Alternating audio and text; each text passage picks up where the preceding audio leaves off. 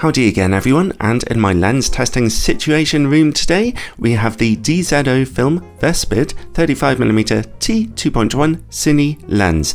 It's a full frame, wide angle, totally manual cine lens, and it's available on PL mount and Canon EF mount.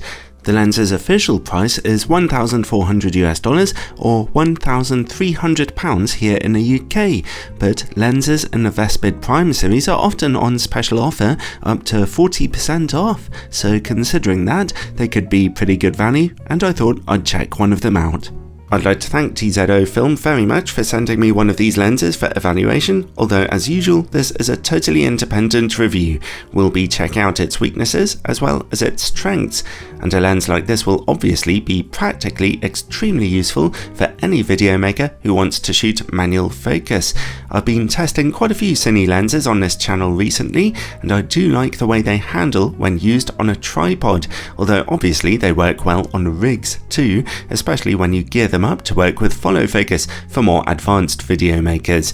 Cine lenses tend to have very tough build quality with long throw geared focus and aperture rings in sizes that match other focal lengths in their series, and in an ideal world they should have low distortion and low vignetting, low focus breathing, nice quality bokeh and neutral colours.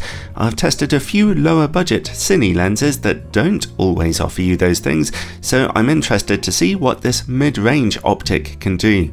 When it comes to build quality, this thing is built like the proverbial brick outhouse. It is tough, and I quite like its visual design as well. At 834 grams, or nearly 2 pounds, it has a bit of weight to it as well. The rear mount is made of metal and looks very heavy duty, with a total of 7 screws holding it in place, although there's no weather sealing gasket to be seen here.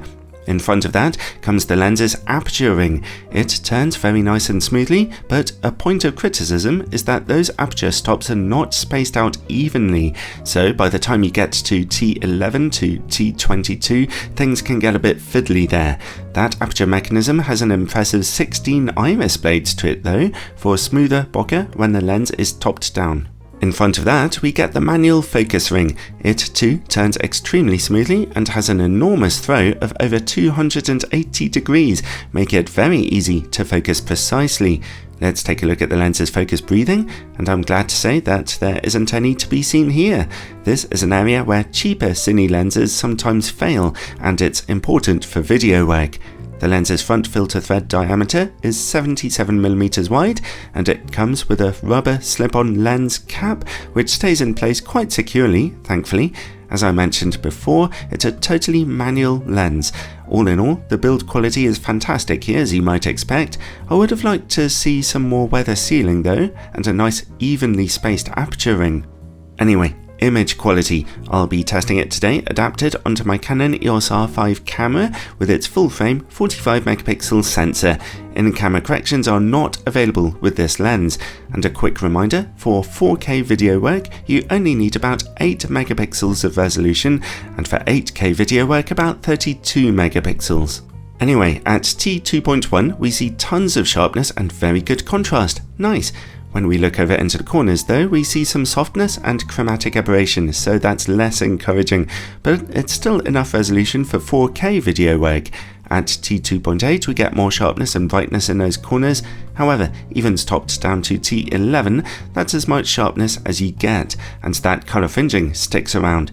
So, the lens is more than sharp enough for 4K video work, but if you're shooting at 8K you'll notice a bit of corner softness, and you'll probably want to correct that chromatic aberration. Let's take a look at distortion and vignetting. The lens projects a pinch of barrel distortion in the central field, but it's not too bad.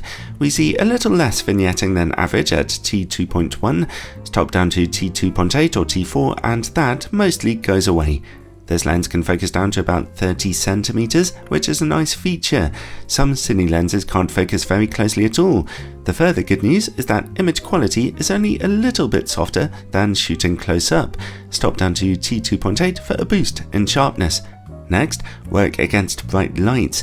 The lens produces an average amount of flaring here, kind of the amount you'd normally expect to see. Background contrast remains okay. And now, bokeh. I noticed that this lens can give you slightly more out of focus backgrounds than I was expecting for a 35mm T2.1. I really liked the quality of its bokeh, it's nice and smooth, although I did notice that very strong specular highlights have a little outlining around them. Finally, related to bokeh comes longitudinal chromatic aberration. At T2.1 it's evident, as you can see, it's still there at T2.8, but at T4 it's gone. Overall, the DZOFILM Vespid 35mm T2.1 cine lens has plenty of strengths for video makers, but a few weaknesses. Its build quality is excellent, its distortion and vignetting aren't too bad, its bokeh is pleasant, it has no real focus breathing that I could see, and it can focus nice and closely to your subject without getting soft. As you can see here, my footage with the lens turned out nicely. Well, I think so anyway. The issues with it are that its image corners are a little soft, and you'll probably want to correct its lateral chromatic aberration. I'm not sure if its corners are sharp enough for 8K video work, but for 4K video work, this lens will be a very good performer.